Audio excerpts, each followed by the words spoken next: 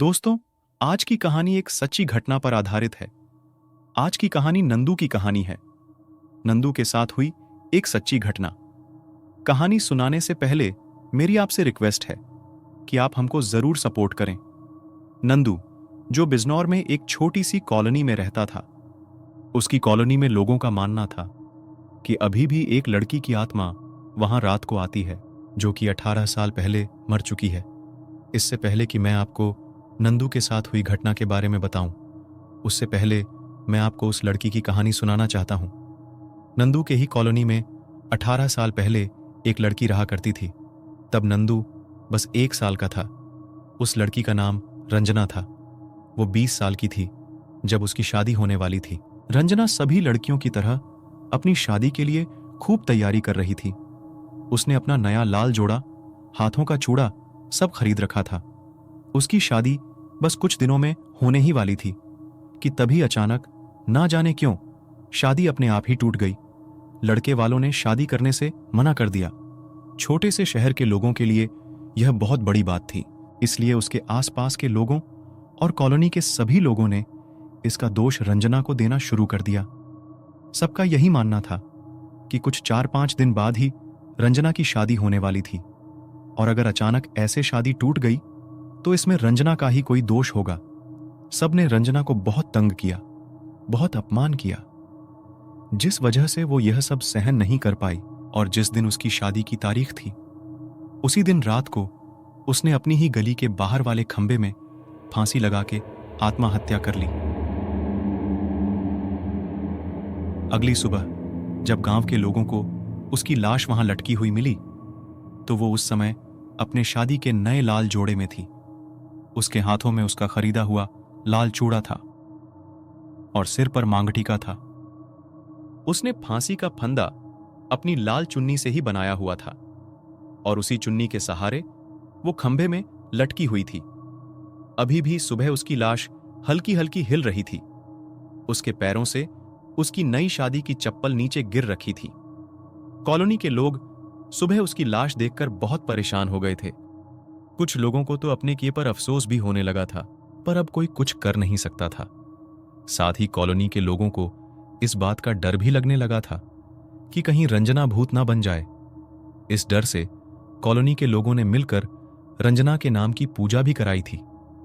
पर इस सब के बाद भी कॉलोनी के लोगों का मानना है कि रात को लोगों को रंजना उसी खंबे में लटकी हुई दिखती है, और कभी कभी वो लोगों का पीछा करते हुए उनको पीछे से आवाज भी मारती है।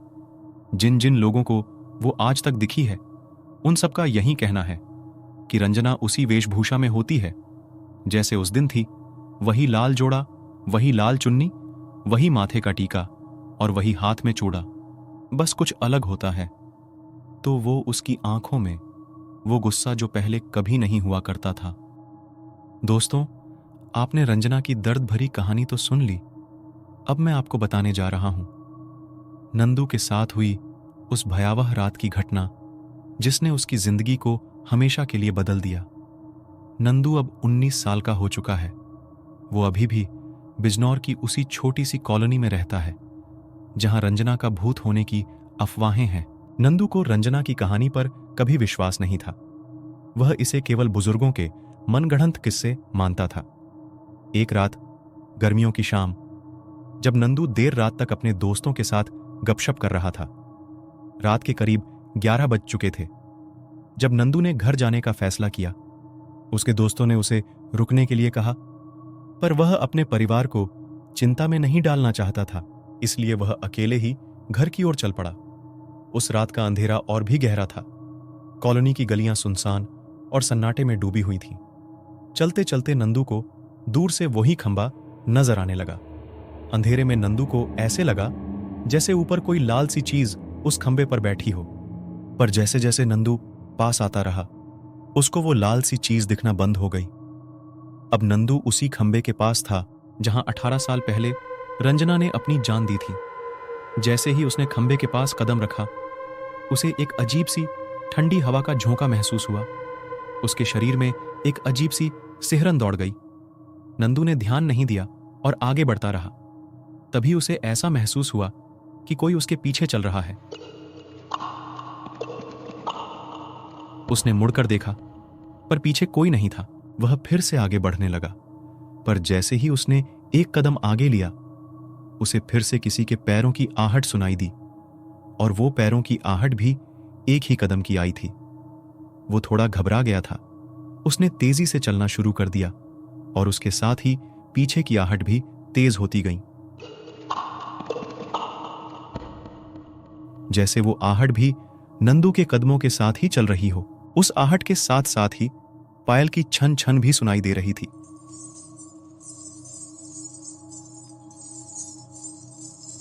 अचानक नंदू को महसूस हुआ कि किसी ने उसके कानों के पास धीरे से फुसफुसाया। वह झट से मुड़ा, और उसकी आंखों ने जो देखा उसे देख यकीन नहीं कर पाई। रंजना वही लाल जोड़े में, लाल चुन्नी और माथे का टीका लगाए खंबे के पास खड़ी थी। उसके हाथों का लाल छूड़ा चमक रहा था, और उसकी आंखों में एक गहरी पीड़ा और गुस्सा था। नंदू की सांसें रुक सी गईं। उसने भागने की कोशिश की, पर उसके पैर जैसे जम गए थे। रंजना धीरे धीरे उसकी ओर बढ़ने लगी। उसके कदमों की आवाज अब साफ सुनाई दे रही थी। तुम्हें मेरी कहानी तो पता है। रंजना की आवाज ठंडी और भयावह थी। नंदू ने सिर हिलाकर हां कहा, पर उसके शब्द उसके गले में अटक गए थे। उसने खुद को संभालने की कोशिश की और धीरे धीरे पीछे हटने लगा। रंजना की आंखें अब और भी डरावनी लग रही थीं, जैसे उनमें आग जल रही हो। नंदू ने जोर से चीखने की कोशिश की, पर उसकी आवाज बाहर नहीं निकली। उसने अपनी पूरी ताकत लगाकर भागने की कोशिश की। जैसे ही उसने दौड़ना शुरू किया, रंजना ने उसके पीछे भागना शुरू कर दिया। भागते समय उसकी लाल चुन्नी हवा में लहराती हुई एक डरावनी छाया बना रही थी। नंदू अपनी कॉलोनी की तंग गलियों में भाग रहा था। हर गली में उसे ऐसा लग रहा था कि रंजना उसके ही पीछे है। उसकी सांसें तेज हो रही थीं। उसका घर अगली ही गली में था। उसने अपने घर की ओर भागना शुरू किया, पर वो इतना डरा हुआ था कि गलियों का जाल उसे भटका रहा था। वो कैसे तैसे अपनी गली के बाहर पहुंच चुका था। उसने पीछे मुड़कर देखा तो रंजना गली के किनारे में खड़ी नंदू को घूर रही थी। उसकी आंखों में एक अजीब सी चमक थी। नंदू ने अपनी गति को और तेज किया और जल्दी से भागते हुए अपने घर के दरवाजे तक पहुंचा। उसने तेजी से दरवाजा खोला और अंदर घुसते ही दरवाजा बंद कर दिया। नंदू ने सोचा कि शायद वह अब सुरक्षित है, पर तभी उसने दरवाजे के बाहर धीमी धीमी खटखटाहट सुनी। रंजना की आवाज दरवाजे के उस पार से आ रही थी। नंदू को देखते देखते ही बुखार आ गया। वो अंदर चला गया। उसकी हालत देख उसके घर में सब परेशान हो गए। उसने सबको रंजना के बारे में बताया। यह आज उनकी कॉलोनी में पहली बार नहीं हो रहा था। उन्होंने नंदू को बस सब कुछ भूलने का बोला और एक सलाह दी कि रात वहां से आना जाना मत किया करो। तो दोस्तों, ये थी नंदू की सच्ची कहानी। अगर आपको पसंद आई तो वीडियो को लाइक जरूर करें और अपने दोस्तों के साथ शेयर करें। आज के लिए बस इतना ही। हेलो दोस्तों, अगर आप हमारे चैनल से नए जुड़े हैं तो हमारे चैनल भूतोपीडिया को जरूर सब्सक्राइब करें